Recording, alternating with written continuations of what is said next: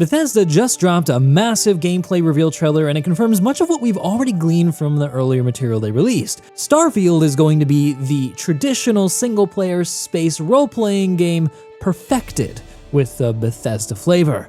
And while I'm sure that's going to satisfy many a curious gamer itching for a sci-fi fix in a currently barren landscape of dying and unfinished games, for others, like those of you looking for a Star Citizen replacement, it's likely going to be a bit disappointing since Bethesda is taking a much more traditional and conservative approach to game design. What do I mean? Well, trust me when I say that if you're interested in space sim games, then you're gonna want to dive into this new material with me, because Starfield isn't at all what you're probably expecting, but that might not be a bad thing. So, Starfield is a traditional space single-player role-playing game that centers around a character who stumbled upon an ancient alien artifact. I know it's not really a new trope, but for a lot of people, this is probably going to be their first introduction to science fiction, so it's not going to be old for everybody. And I really gotta emphasize here, traditional single-player RPG, because that's exactly how Bethesda looks to have approached the game's design. And that's because Starfield applies familiar, tried-and-true RPG game mechanics for character leveling known throughout all of Bethesda's titles like Skyrim and Fallout 4. Think Fus Ro Dah, but in space. They pretty much just came right out and said that they're taking the best of what's worked from previous titles that they've made and improving on it for Starfield. It's just going to be a Bethesda-style game, but in space. So if you expected anything else, well, you're going to be disappointed. But that's not a bad thing, because Fallout 4 and Skyrim, well, those games are legendary. The mechanics then work how you might expect from a Bethesda game. You begin your journey by selecting 3 core attributes which will affect your story and options that you're given during conversations with other characters throughout the gameplay experience. You'll also be given the ability to customize your character through their improved character creation menu, which reportedly includes at least 40 scanned faces to add more realism to the mix. And yet they still manage to look like Bethesda characters. But that's not necessarily going to affect your gameplay experience in any meaningful way, so let's just move on. As you play through, you'll be able to level up, and along the way you'll be able to add on and acquire new perks, level up your abilities, and even unlock new ones. Again, nothing new or unexpected, it's just the traditional Bethesda structure like they've always used. As for the story, the alien artifact thread connects you with a group of explorers who are seeking answers to the purpose of the artifact, and about the mysterious alien civilization that created them. This story is, again, pretty familiar for us science fiction nerds, but it's sure to be fresh for a newer audience. Instead, what's likely going to be the draw for many are the mechanics surrounding exploration of the game's promised 1,000 plus star systems, a truly impressive number if we're to believe that these systems have something interesting to find and do. At the very least, the stuff that they showed off on this trailer was incredibly impressive, and in fact might even be the best looking planet tech that we've seen yet. If you can call it planet tech, we'll go into that a little bit later. As you might expect, traversal to those star systems is going to be managed through this universe's version of a warp drive. In this case, they call it a space fold drive, and it's operated from a star map menu that's actually legible straight from the start of the game, at least if we're to believe this material. Certain other games might learn a thing or two 10 years on. It's done basically through clicking on your destination, and then you'll be able to reach that location so long as you have enough fuel and range. It's nothing fancy, but it works. Once in the star system, you'll drop out into an arcade-like flight mode where you'll have the chance to encounter other ships and stations from various factions in the Starfield universe. That means no flipping and burning a la The Expanse or Battlestar Galactica-style space flights, so if you're looking for that, it's a flight model more akin to something like Star Wars Squadrons, Everspace, or Rebel Galaxy. It's not a space sim. Again, not a space sim. This makes a lot of sense though, because the game is also catering to Xbox players who will have a limited number of controls through their Xbox remote. Some of the ships you encounter in space will be hostile, while others will be friendly. You'll be able to fight, run, or even reason with encounters as you could in past Bethesda games via their conversation system. Traveling to points of interest within the star system will also be accomplished through their star map, where you'll be able to scan the various orbital bodies within the system and then select a point of interest that you would like to land at. This landing sequence is a cutscene though, confirmed by Todd Howard himself some time ago, so if you were expecting to be able to pilot your own ship down to a planet's surface seamlessly and fly around, as I said, this is a traditional space role-playing game. It is not a space sim. Bethesda's goal here is to give you the feeling of being an astronaut, not to actually make you into one. Planets and moons will be fully explorable, but will be instant separately from space. There's no seamless transition. So this will likely be disappointing to space sim nerds, but isn't a deal breaker for those of you used to more traditional space games.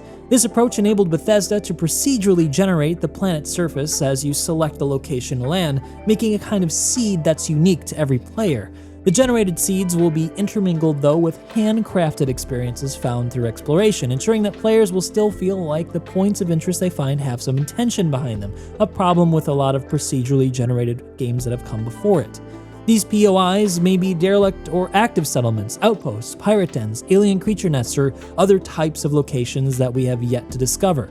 As you explore planets and moons, you'll also be able to utilize your scanner to record information on various fauna and flora, similar to what you might have experienced in Elite Dangerous or, more notably, No Man's Sky. It basically looks exactly like that, they just made it look better for their own style. Also, like No Man's Sky, you'll be able to scan for mining deposits, which you'll want to find in order to help craft various items like weapons, supplies, ammunition, and even more that we'll go into later. And while some moons and planets will be mostly barren landscapes like our own moon, others will be a lot more bespoke, like those that feature major cities and POIs that you're going to want to visit to find new items, missions, and maybe even align yourself with various factions found throughout the Starfield universe.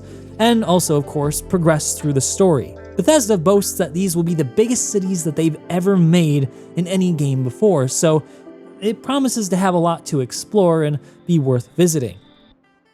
Now, when it comes to combat, for the pew-pew side of things, space combat is going to be done through a much more traditional format in either first or third person with an arcade-style flight mechanic system. Luckily, they also incorporate a much more contemporary combat mechanic, which is in the form of energy management, which you might be familiar with if you've played Elite Dangerous or even Star Citizen. This allows you to rebalance power between different ship systems, which augments the ship's abilities and helps you perform certain tasks better in a pinch, such as powering your shields more so that you can defend yourself against a large force of attacking NPCs. Ship subsystems then can also be targeted on other vessels, which allows you to disable a ship as opposed to destroying it. This enables boarding gameplay where you'll be able to dock with another ship, board it, and then clear it of enemies as you loot valuable stuff. You'll also even be able to keep the ship if you so choose. And as you might expect, combat will also be able to take place on planets, moons, and even space stations, where you'll be able to encounter various NPCs like hostile aliens, pirates, cults, warring factions, and even make possible allies.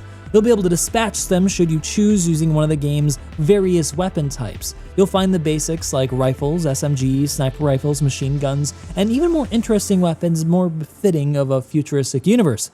And you'll even be able to craft different weapons and attachments so that you can augment the weapon that you choose's ability to do certain things, so you can make something to fit your particular style of play. Like other Bethesda games, you can also choose to run and gun, or just go the more stealthy route, or you could even talk your way out of a situation if you're lucky enough and have the right perks to help you out. The combat then overall looks pretty good, about what you would expect from a casual space RPG. Again, Bethesda's not reinventing the wheel here, they're just making a really good updated version of it. But any good science fiction game today worth its salt doesn't just have combat. It also has really cool spaceships, and if it's a really good game, spaceships with interiors. So if you were looking for fully explorable ship interiors, you won't be disappointed. It's a feature that is going to be in Starfield.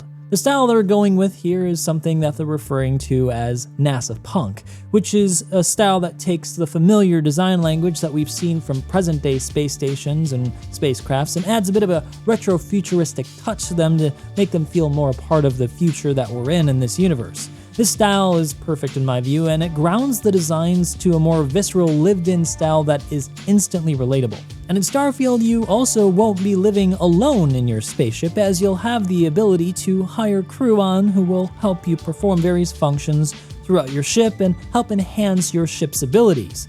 This will also become an active part of the story, as you'll be able to make friends with them and even start relationships if you so choose.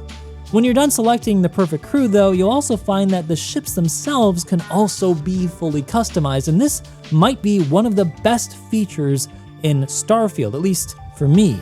You'll be able to mix and match, reconfigure, and upgrade your ship through new engines, modules, flare, paints, and weapons, and this will actually change the ship's interior and the way the ship actually flies.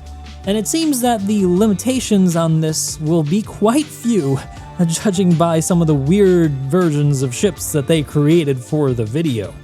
Shipbuilding isn't the only kind of building you'll be able to do either. You'll also be able to build your own outposts, which will have the ability to farm and harvest resources like those found hand mining, and can be used to craft additional items to help you on your way throughout the universe. Yet another feature I'm surely going to spend hours doing without actually progressing through the story. And you know what? That'll be just fine.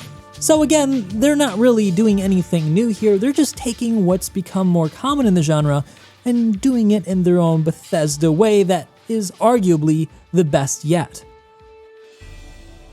Starfield then isn't a particularly innovative or revolutionary game, neither technologically or in terms of game mechanics. It's more of an evolution of the genre. Bethesda takes what's worked in the past for their own RPG titles and gives it a new, much larger setting in space enabled by modern technology and hardware, and then sprinkles in what's worked and what is considered the best from other science fiction games within the genre.